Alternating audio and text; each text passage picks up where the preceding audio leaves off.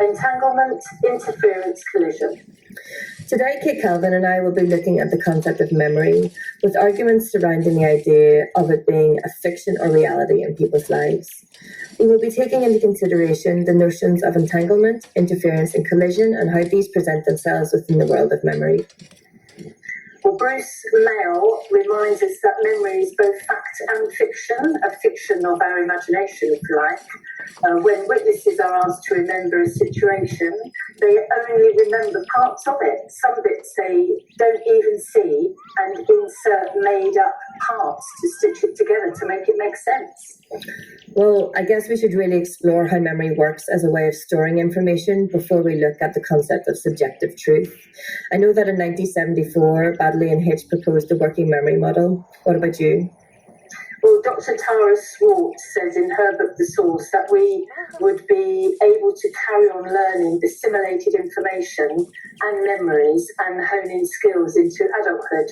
And that it is perfectly possible to change your mind, but changing the brain itself on a deeper psychological level is simply not possible. Well, that's interesting because I also researched the psychologist Elizabeth Loftus, and she has done many studies which demonstrated the malleability of memory. And if someone's exposed to new information during the interval between the event itself and recalling it, this can actually have quite a marked effect on how you recall. But I guess what you're talking about is memory on a much deeper level. The working memory model included the central executive system, and this controls the attentional processes rather than storing memory. It includes the phonological loop, which is the speech perception, and that stores verbal information, and then the visuospatial sketchpad, which stores and processes information in visual or spatial form. So, for example, if I was to ask you how many windows are on the front of your house, you would probably picture or form a picture of your house in your head and count the windows. And so that's your visual spatial sketchpad. Okay, so following on from that, S. Begley on modern neuroscience and the advent of brain scanners blew this theory out of the water. We now know that embryonic nerve cells are found in the adult central nervous system, and mostly in the hippocampus, which makes sense as it is where we form and store new memories. And although it is still contentious as to whether these cells can be found and grow in other areas, this is looking increasingly possible. I mean, we are living in the age of enlightenment, constantly discovering new things about the brain and its remarkable processes. The brain itself and what we thought we knew about it turns out to be not so set in stone after all. Well, that makes sense. I mean, I guess science is developing a lot, and there's so much more knowledge being acquired like every year, right?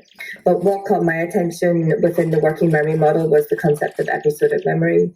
And this is really like long-term explicit memory, which recalls unique experiences, events, and situations, generating what we would have or call it like an autobiographical experience, which is personalized for each person.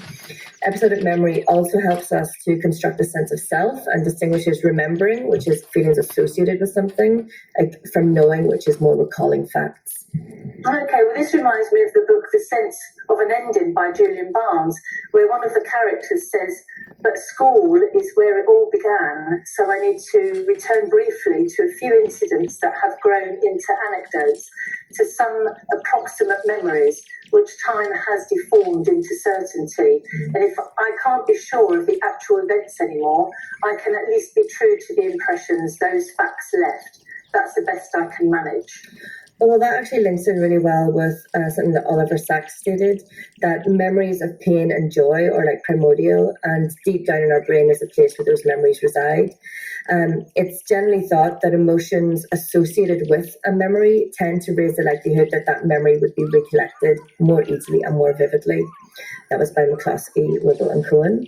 So if we take that into consideration, can these types of memory then present as truth? Well, broadly, there are visual, auditory, and even language centres, and more in the brain, but all functions rely on complex networks to fire simultaneously, and like a fingerprint, the maps in each of our brains for all functions will be unique and dynamic. Well, if we're looking at the concept of memory as fiction, then the opposite of that would be reality or truth. Now, looking at the definitions of both of those things provides answers that are very cut and dry. For me, memory is experienced much more along the middle ground rather than in such absolutes. Our perceptions may feel very real, and although that doesn't mean they are factual, how each person perceives reality is what we perceive to be accurate.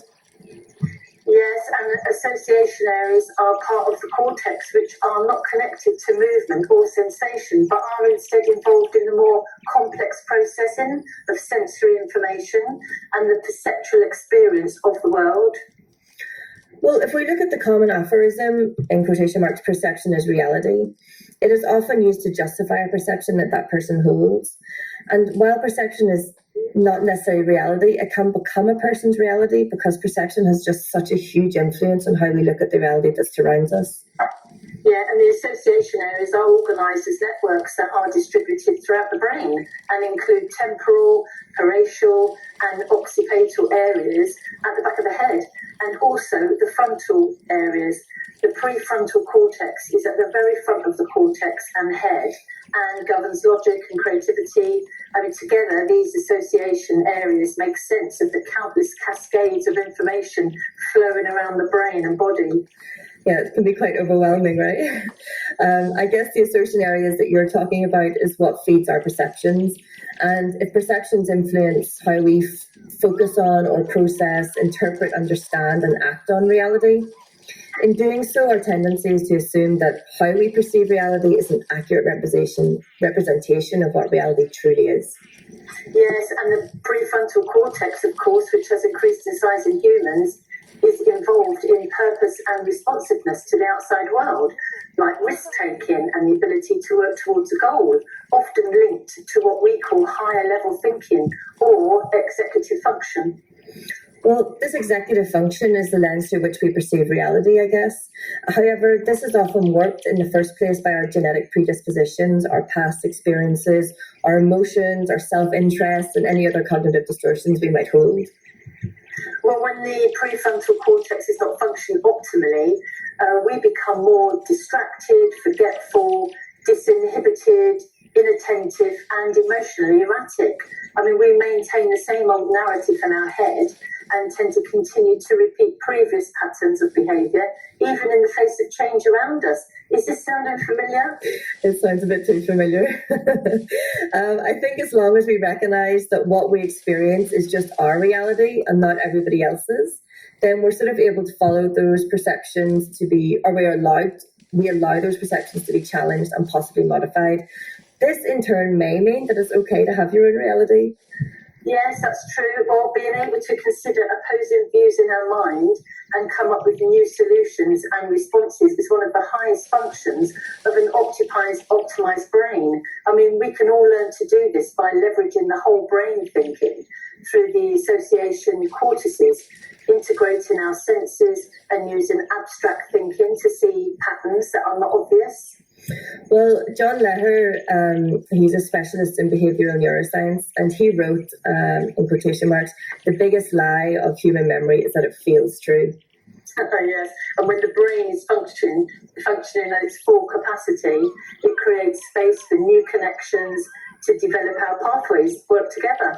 I mean, literally and holistically, creative thought is free to flourish rather than being shut down by a brain that's stuck on autopilot, for instance. Yeah.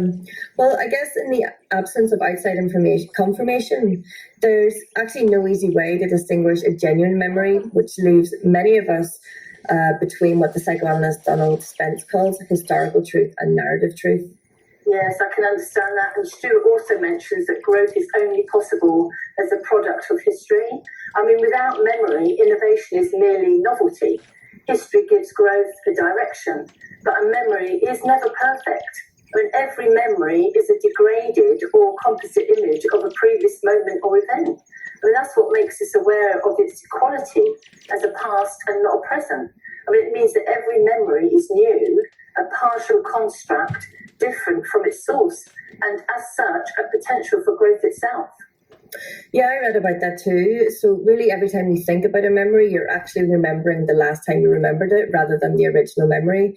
It's quite a messes with your head a bit the more you think about it. And I think that's why flash memories often give a truer account of what happened than memories that you would repeatedly think about. A quote by Robert Evans, which my brother very often threw into the ring in teenage arguments with our parents, follows. There are three sides to every story: your side, my side, and the truth. And I guess we really should have guessed at that point that he was destined to go into political writing. Evans goes on to say that memory shared serves each person differently. Yes, well, that's very true. And, we can talk about, is memory a fiction? I mean, our perceptions are funneled by information that we lay down in the past. Our thinking relies on short-term and long-term storage of information. Well, generally, we can't reliably distinguish true memory from false memory, and memory often proves itself to be a very fragile thing. Yes, and Charles Fernihue mentions in his book, Pieces of Light, that many artists have noted memory underpins imagination. I mean, creating new artistic and intellectual works depends critically on the reshaping of what has come before. We need our memories, and we find ways of hanging on to them. According to the conventional possession view of memory, we do that by filing them away in a kind of internal library, ready to be retrieved as soon as they are needed. I guess that's why we have a lot of things like tangible memory, like a smell can prompt a memory or a touch of something, so I guess that's all sort of just inbuilt within us, isn't it? Yeah. I guess reality is always reality, for it always has the possibility of being seen right, but it's not reality until it is seen right. At the moment that it is seen right, it actually becomes art. So reality then needs selves or beings who see it for its completion. So for the process of memory and reality and the creative interpretations of those memories around solidifies reflecting sort of development and well-being. Yes, and novelists give us a sophisticated view of what psychologist Daniel Schachter has called the fragile power of memory. I mean, in her description of the memory, Bryant is careful to acknowledge its unreliability, malleability, and deceitfulness, and the fact that it is vulnerable to a constant process of telling and retelling. She describes her awareness, even as a child, of the effort needed to construct a memory in such a way that it will not be allowed to fade. Well, I guess we have to consider that if everybody's reality was the same or in line with everybody else's in the world, it would be incredibly uniform and, in my opinion, a very, very boring place. Oliver Sacks talks of this, and he says that although it may be the artist's reality, the often visual representation that the artist portrays of their reality allows others to identify with that and allows for other memories of experience to be explored through their art. Well, I can see what you're saying there, but Schachter also tells us that we know that we do not record our experiences in the same way a camera records them, for instance. I mean, our memories work differently. We extract key elements from our experiences and we store them.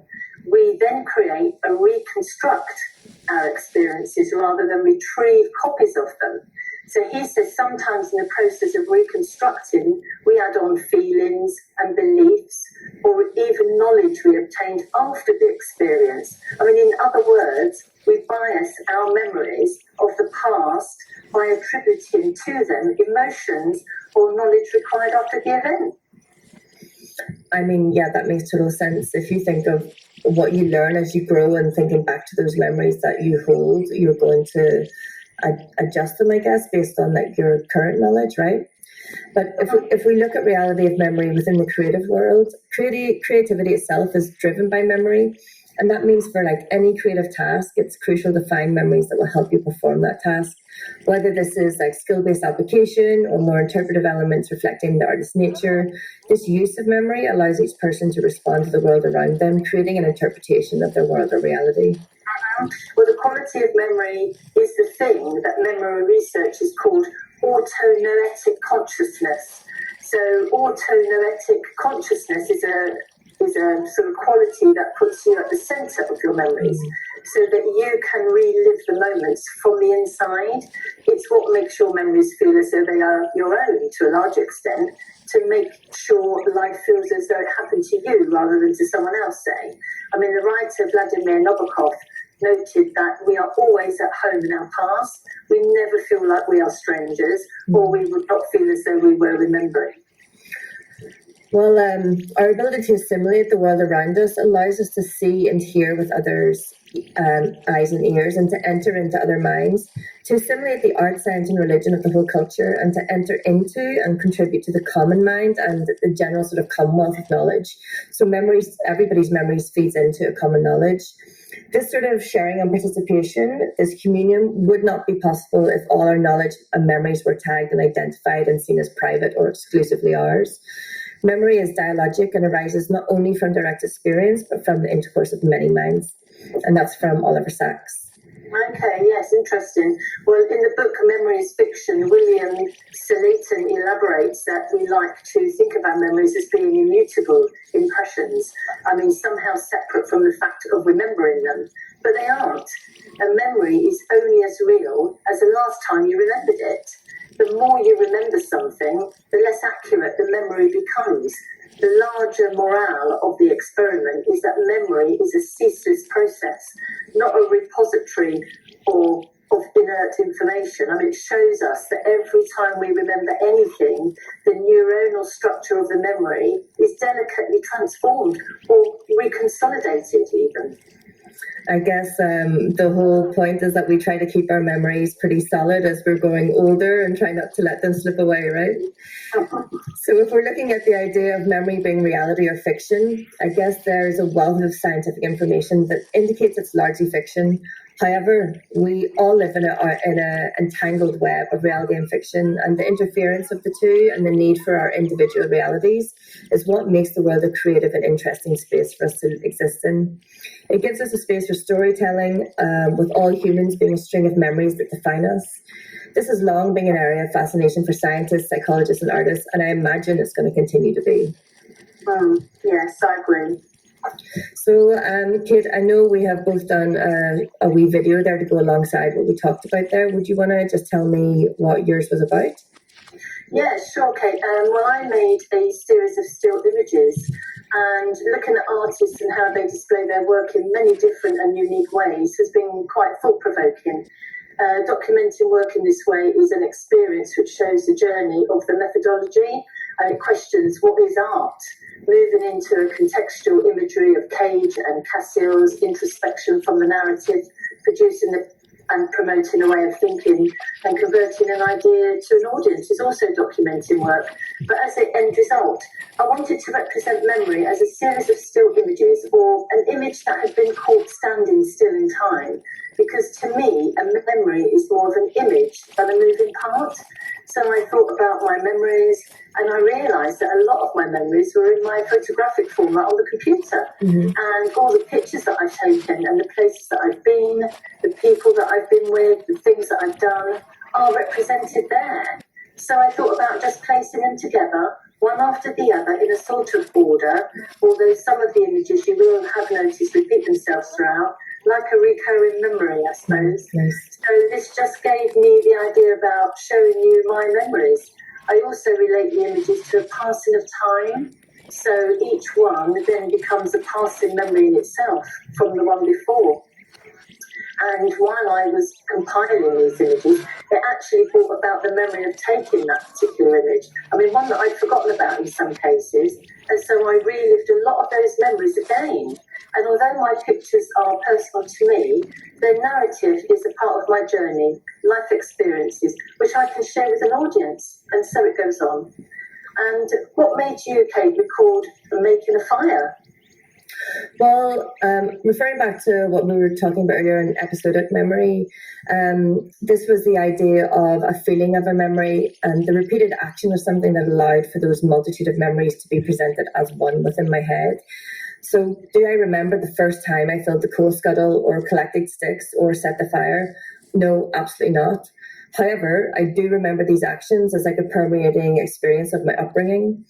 And there's a sense of functionality that accompanies these memories alongside a pervading sense of dread of going out in the cold and rain to get the coal or get the sticks. However, this is very much side by side with the knowledge of like warmth and homeliness and more sort of wholesome memories that existed alongside the coal burning stove that we had where were in the kitchen where all our meals were cooked, or the two other coal burning elements that we had to keep our house warm in the absence of central heating. So this is also something I'm looking at within my current work, which is allowing me to explore these episodic memories of my upbringing. It's looking at the idea of functionality of those episodic memories and how those core memories from childhood are almost built around that. For the second half of my video, I thought I put it in reverse, and this was really more just, I really find it interesting looking at things as they go backwards and exploring that idea of memory as in looking back upon it and allowing elements of it to come forward and backwards within our mind, as they do constantly, I think, for everybody.